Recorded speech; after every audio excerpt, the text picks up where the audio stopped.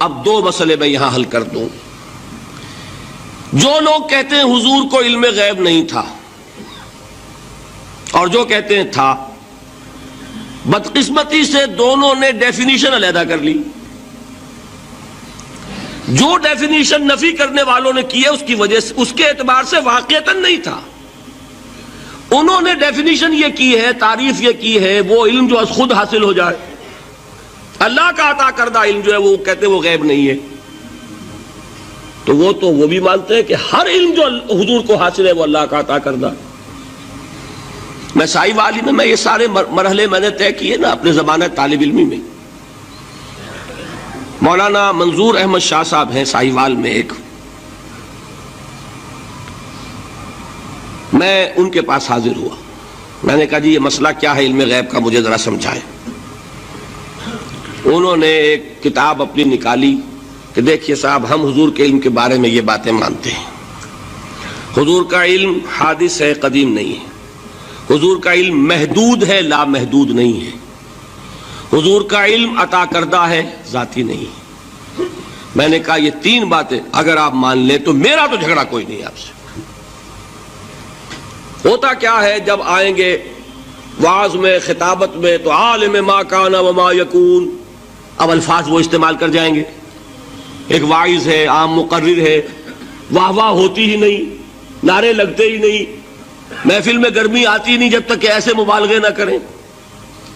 لیکن وہ چیز لکھی ہوئی ان کے ہاں ہے کہ حضور کا علم حادث ہے، قدیم نہیں ہے. حضور کا علم محدود ہے، لا محدود نہیں ہے. حضور کا علم عطائی ہے، ذاتی نہیں ہے. ان تینوں چیزوں کے بعد کوئی بڑے سے بڑا وہابی اور بڑے سے بڑا اہل حدیث بھی انکار نہیں کرتا. باقی یہ بات جان لیجئے کہ غیب اور حضور یا شہادہ یہ در حقیقت عام انسانوں کے اعتبار سے الفاظ استعمال ہوئے ہیں. جب قرآن میں کہا جاتا عالم الغیب والشہادہ، اللہ غیب اور جو ظاہر ہے یا موجود ہے سب کا جاننے والا ہے، تو مجھے بتائیے اللہ کے لیے کوئی غیب ہے؟ اللہ کے لیے کوئی شے غیب ہے؟ تو کیوں کہا جا رہا ہے عالم الغیب والشہادہ؟ وہ ہمارے اعتبار سے کہا جا رہا ہے. جو تمہارے لیے غیب ہے اللہ اس کو بھی جانتا ہے، اور جو تمہارے سامنے اللہ اسے بھی جانتا ہے. اللہ کے لیے تو کل شہادہ ہے. کسی شے کا لا یعزب عنہ مثقال ذرۃ فی السماوات والارض، آسمانوں اور زمین کا ایک ذرہ بھی اس سے غائب نہیں ہوتا. غیب کا وجود کیا اللہ کے لیے؟ تو یہ الفاظ مستعمل ہیں ریلیٹو ہمارے اعتبار سے، اور ہمارے اعتبار سے جو شے غیب ہے اس میں سے ایک حصہ اللہ دیتا ہے نبی کو، تبھی تو نبی بنا. فرشتے کو دیکھا، فرشتہ ہمارے لیے غیب ہے. جنت دکھائی کہ نہیں دکھائی، ہمارے لیے غیب ہے کہ نہیں ہے. دوزخ کا مشاہدہ کرایا کہ نہیں کرایا، ہمارے لیے وہ غیب ہے کہ نہیں ہے.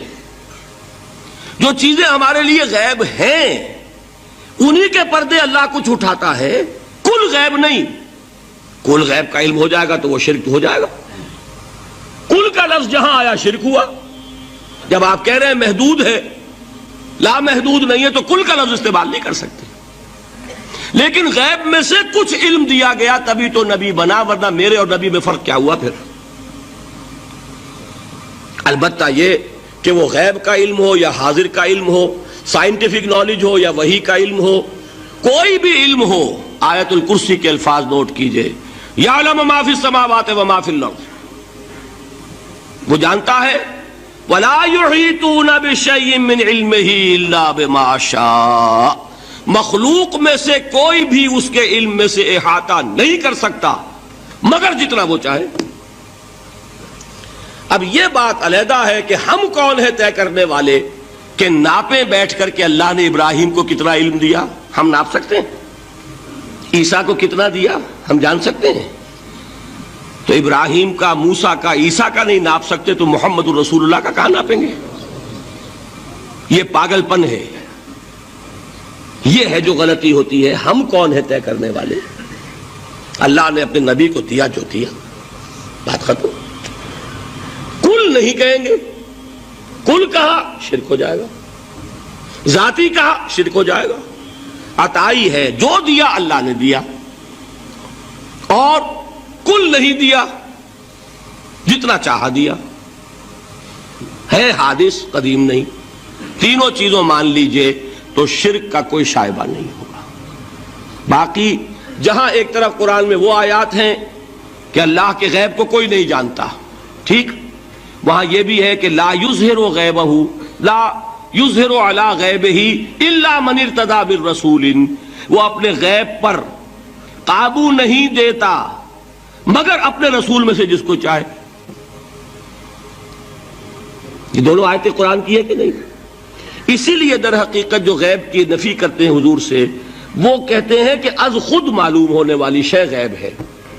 ہم کہتے ہیں از خود تو کوئی بھی شے کسی کو معلوم نہیں، ہمیں حاضر کا علم بھی اللہ ہی دیتا ہے تو ہوتا ہے، غیب کا تو بہت دور کی بات ہے.